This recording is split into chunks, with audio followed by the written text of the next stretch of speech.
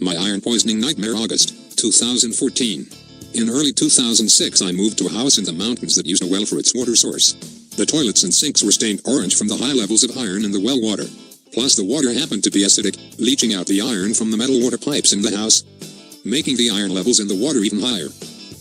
According to the company who installed my iron filter later on, the water was orange coming out of the faucets for about 2 seconds, then it cleared up. The orange color got more intense after letting the water sit in the pipes overnight or after being away on a trip. Presumably the acidic water had more time to eat away at the pipe as it sat there longer. The people who previously lived at the house had been there for 25 years, drinking the water. They were moving because the husband had developed Parkinson's, so they were going to lower elevation to be closer to their daughter. The pine needle-covered land the house sat on consisted of red soil, a sign of high iron levels. Pine needles make the soil acid, good for growing blueberries, but I guess maybe bad for turning well water acidic? I had never heard of iron poisoning other than little kids eating an entire bottle of Mom's anemia treatment iron pills. As far as living somewhere with such weird water, I just figured I would get a water filtration system to pull out the iron just for cosmetic and water taste reasons. I lived there drinking the water and showering in it for about 18 months before the water filter was finally installed. It took that long to get the water tested, order the right system, and then install it. After researching iron filtration, it turned out to be somewhat difficult to pull iron out of water, especially out of acidic water. After $4,000 and an entire 6x6 shed full of filters and pipes, I had my iron filter in place. Part of the filter had an opening where I would add in a few cups of calcium powder about every 2 weeks. This was required in order to raise the pH of the water so that the filter media could successfully pull out the iron. Once a day, an automatic timer would backflush the filter media to rid it of the iron that had accumulated. The filter cleaned the water for the entire property. Before the filter was installed, I noticed that my pillowcase had turned a deep orange. Because I would shower at night and go to bed with damp hair, the residual water on my hair slowly stained my pillow over the months, despite washing the cover at somewhat regular intervals. Over the next 6 months I began to notice mild back pain for the first time in my life. I thought it was caused by my 45 minutes commute since moving to the mountains. The cold snowy winters weren't as fun as I thought they'd be. The 2008 crash hit my business hard. The commute was apparently hurting my low back, so I decided to move back to town in early 2009. So all in all, I spent 18 months drinking iron water, and another 18 months after the filter was installed before moving. I only recently found out that when you live at high elevation, this property was at 4,500 feet, not only do your red blood cells and hemoglobin change to make up for the thinner air at elevation, but your gut changes so that it absorbs iron more easily. Iron is needed to make hemoglobin, the oxygen-carrying protein found in red blood cells. While living at the mountain property, my low back only hurt mildly from time to time. But 3 to 6 weeks after moving to lower elevation again, I began to have severe back pain that kept me from sleeping at night. It turns out that when you go to lower elevation, your body changes by making fewer red blood cells and less hemoglobin, because the higher levels are no longer needed. This process releases iron as the hemoglobin is broken down by the spleen. This sudden flood of free iron was very inflammatory. My back wasn't too bad during the day, but night was awful. None of my chiropractic friends could help me. In fact, chiropractic adjustments began to be very painful for the first time. Pain would come and go seemingly randomly. Often it would be completely gone if I wasn't too active, and then it would return suddenly with a vengeance. I still had no inclination that I had an iron poisoning at this point in time. Desperate for a cure, I wondered if I had suddenly developed a food allergy. So I cut out all wheat and gluten products, since several of my relatives have gluten allergies. After a month of no improvement, it was obvious that gluten had nothing to do with my mysterious pain. Next on the list was dairy. Bingo. If I stayed completely away from dairy, I had almost zero pain at night. Then with the slightest bit of dairy, it was immediately painful that night. I eventually tracked it down to lactose intolerance rather than an allergy to casein. To this day, as of August 2014, my back is a very sensitive lactose detector. Even yogurt and whole cream have lactose in them apparently. Interestingly, if I ferment the yogurt myself, I have no pain. This means that store-bought yogurt is never fully fermented. It is the lactose that the bacteria eat and turn into an acid that curdles the milk into yogurt, as you know. And of course I can eat moderate amounts of any dairy without back pain as long as I take several lactase enzyme pills with it. Well, problem solved, right? Spontaneous lactose intolerance, which I never had any hints of prior. Well, yes, I no longer had back pain-induced insomnia. But I did seem to have a general lack of energy, extremely exaggerated after minimal exertion. I remember raking the lawn for about 5 minutes before giving up due to fatigue, and then having shoulder and arm discomfort for several days after. Looking back, I had a very foggy brain, very short temper, and edges of depression. Though somehow none of it seemed odd at the time. My brain would come up with some reasonable-sounding excuse for feeling bad. sometimes even blaming my girlfriend's normal behaviors as the cause of my problems.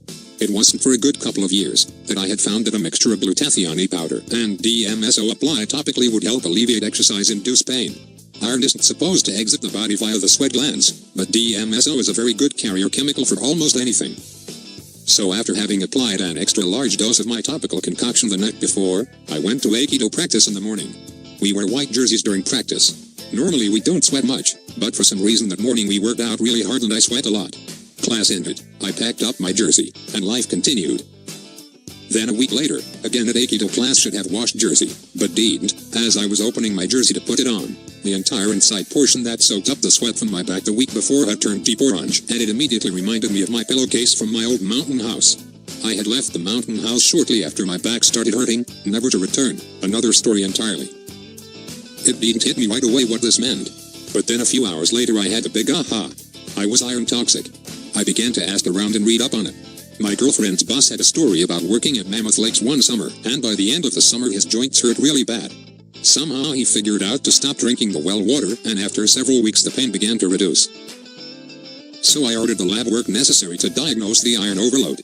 Several markers were borderline high, and one was actually out of the normal range high. At first it seemed like maybe I was wrong, could such a small elevation cause such bad symptoms? But the more I read, the more I realize that the tissues of the body, especially the liver, pancreas, and heart, soak up the excess iron to keep blood levels normal.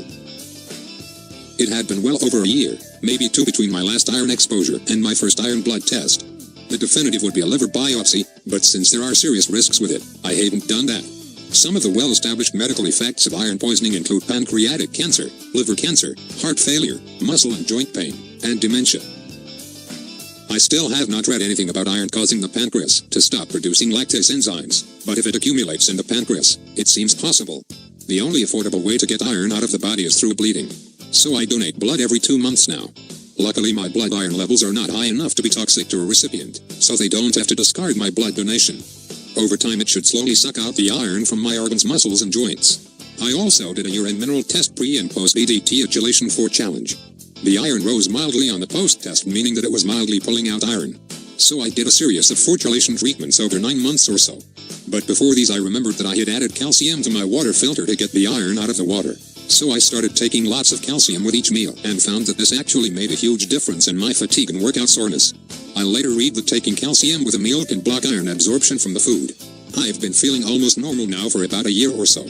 I was able to work 2 12-hour days this last spring, pruning several large trees and felling 2 others. And cutting all the wood with a chainsaw with only normal levels of soreness. I thought this was a great sign that my iron levels were finally low enough to live a normal life again. Be able to do yard work and maybe even start running again. But a few days after all the chainsaw work, my low back locked up and I couldn't move. I rested for a day and it eased up enough to go to work, but I was very cautious in my movements. I made an appointment with a chiropractor who had been recommended to me by a friend of a friend because it sounded like he didn't do normal chiropractor stuff. To my surprise, he dug his elbow into my back muscles, putting all his weight into it. He essentially stripped my back, hip, side, and even neck muscles like he was straightening the fibers of a raw tri-tip roast. It was extremely painful. I have an unusually high willpower to suppress withdrawal reflexes due to pain. He was surprised I could take such deep pressure on the first visit. I was almost floating outside my body, it was so painful. And afterwards I actually thought this must be what it's like to be raped. But I was sore for 3 days, and then my back and muscles felt great. I actually went back the next week and every muscle he had worked the week before was not painful in the least as he dug in and stripped them, to his surprise. But as soon as he ventured to a set of muscles in my shoulders that he had not treated the week before, again it was extremely painful. Occurred to me that perhaps my muscle were also an iron sponge, and the pain was in literally squeezing out the iron into the blood, so to speak. Why else would the same procedure go from extreme pain to almost none? Anyway, after the second visit I decided I could do the same manual iron flush from my muscles on my own at home using the floor or wall, my body weight, and a golf ball or baseball between the two.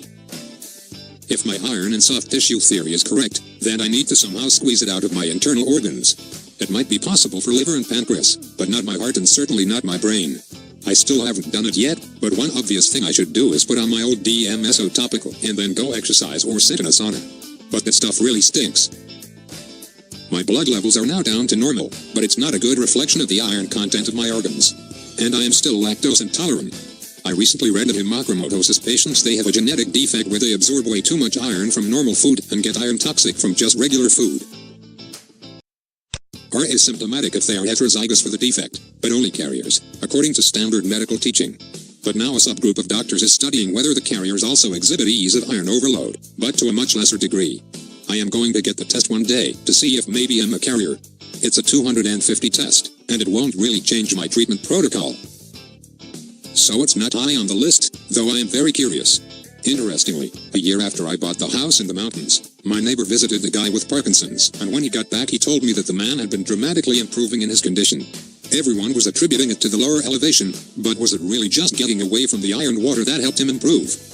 His wife had no known health problems, but she of course had been menstruating each month. When a woman loses blood during her menses, she loses some iron with it. This may have been enough to prevent the iron from building up in her system over the years. The previous owners lived there for 20 years, but I only lived there drinking iron water for 18 months. So why was I affected so severely? I think it's because I drink 3/4 gallon water daily, and they likely only drank a cup or two if they're like the average American.